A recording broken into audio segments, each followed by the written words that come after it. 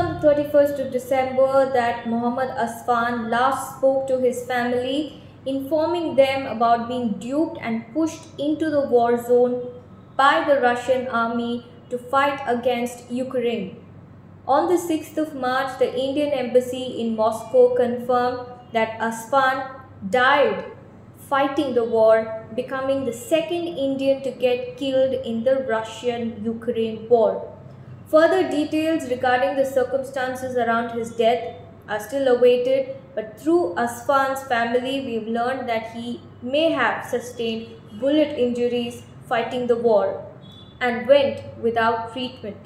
Asfan's family lives in Hyderabad's Bazarghat area. He is survived by 2 children. In fact, we had earlier spoken to his brother Imran, who detailed as to how he landed in Moscow.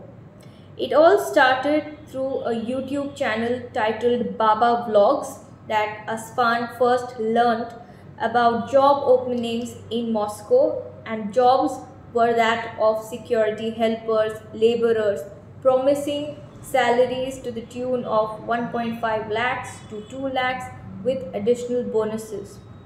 Now, in the prospect of getting a better life, he subsequently contacted an agent through this YouTube channel and then got his documentation done by paying a lump sum amount of 3 lakhs and then got that ticket to Moscow. He was not the first one, he was not the only person to do so. Along with him, Imran tells me that there were several other individuals, almost 11 other individuals from Karnataka, Maharashtra, Tamil Nadu, Gujarat, Uttar Pradesh, who went along with Asfan to Moscow in search of a better life. But things took a turn for the worse when they realized that the job that they had signed up for was not exactly what it is. In fact, they were made to sign contract papers where they were to undertake military training to help the Russian army in the war zone.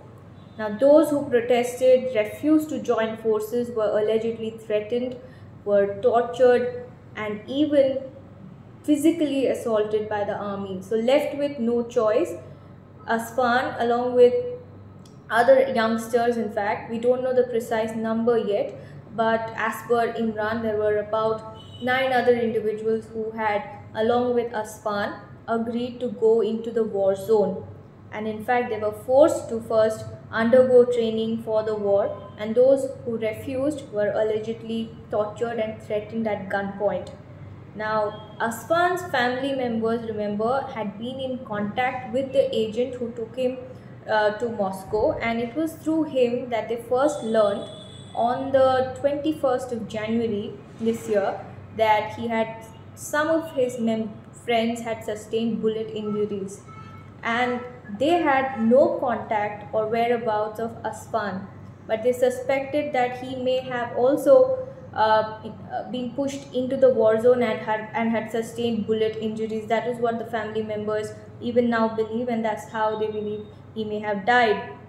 So when they received no news of him since the last 2 months, that is when they wrote letters to the Ministry of External Affairs and even approached Hyderabad MP Asauddin Owaisi, who was among those who flagged the matter, seeking help from the Indian government to bring back those who are trapped. And subsequently, it was learned that not just Asfan, there were several other cases of youngsters being trapped by YouTube channels, other agents, and pushed into the war zone without being given clear picture about, or on the pretext of getting other job roles, but they were not told that they were to fight on the war zone. So approximately we are yet to ascertain as to how many individuals but may have gone to the war zone, but as per Asfan's family, they are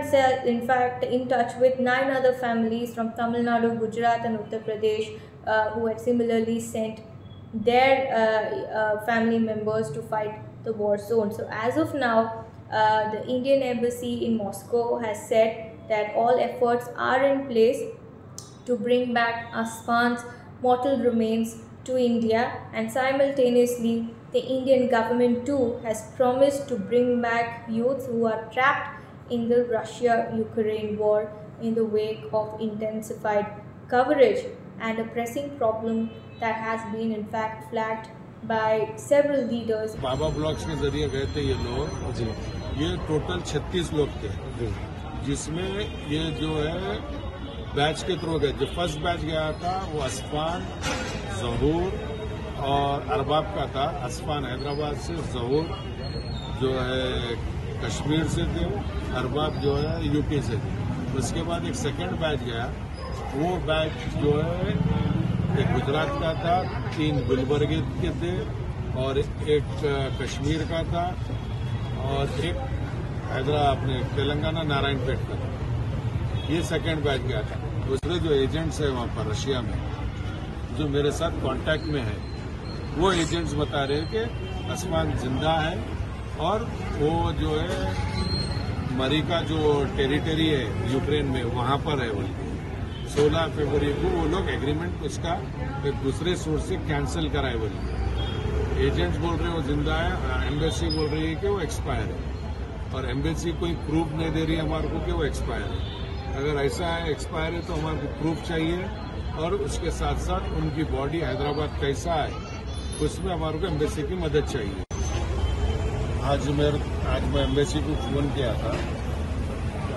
जो 23 जनवरी से रोज करता था मैं, वैसे ही आज random call किया था जब मैं असदुद्दीन अवीजी साहब के साथ में था।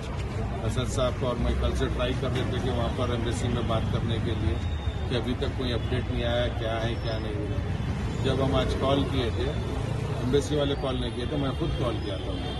जब कॉल करके इमरजेंसी पे बात किया तो वो लोग बताए कि जैसे मैं आसमान से रिलेटेड सवाल किया तो वो लोग 1 मिनट का टाइम लेके मेरे को ये बताए कि वो एक्सपायर हो गए। जब मैं उनसे सवाल किया कि कब हुए, कैसा हुए, उनका पोस्टमार्टम रिपोर्ट, उनका डेथ सर्टिफिकेट या मिलिट्री की तरफ से आपको कोई लेटर आया, ऐसा 2-3 सवाल किया मैं ऑफिशियल लैंग्वेज में। जो ऑफिशियल प्रूफ आया उसके ऊपर नहीं, हमारे को ऑफिशियली ऐसे डॉक्यूमेंट नहीं आए। जस्ट हमारे को एक कॉल आया था वहाँ से कि 100% एक्सपायर हो गया। जिसमें गुजरात का एक लड़का था, पंजाब का एक लड़का था और एक कश्मीर का एक था, दार्जिलिंग का एक था।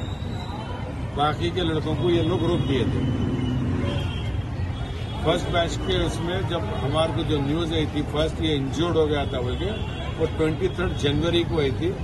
जो इनके साथ में अरबाब हुसैन थे उन्होंने मेरे को कॉल करके बताए थे वॉइस मैसेज में कि ऐसा ऐसा हुआ, असफान को 2 बुलेट लगे, वो इंजर्ड है। 23 को जब वो इंजर्ड थे और एजेंट जो बोल रहा वो 16 तारीख को उनका एग्रीमेंट कैंसिल हुआ और एम्बेसी वालों को हम फोन करे बाद में ये न्यूज दे रहे, तो इसमें थोड़ा मेरे को कुछ दिख रहा है कि कहीं ना कहीं कुछ मिस्टेक हुई शायद। एक तो हमारे को भरोसा करना है तो हम एम्बेसी के ऊपर ही भरोसा कर सकते, एजेंट्स के ऊपर भरोसा नहीं कर सकते। लेकिन एजेंट्स इतनी कॉन्फिडेंस बोल रहे कि वो है और हम उसको पीर मंगल तक बात करेंगे उससे। तो मैं गवर्नमेंट से ये चाह रहा हूँ कि अगर ये बात एजेंट की सही है तो वो प्रूफ करेंगे पीर मंगल तक। अगर ये बात गलत है तो इनके ऊपर सख्त से सख्त कार्रवाई करके इनको जो है गवर्नमेंट के हिसाब से सजा दें। रहा तो हम एम्बेसी से और गवर्नमेंट ऑफ इंडिया से ये जो एजेंट्स की जो चेन है, 7 एजेंटों की जो चेन है, ये 7 के साथ हिंदुस्तान में लाके इनके ऊपर कड़ी से कड़ी कार्रवाई करना ये हमारी तरफ से मांग है।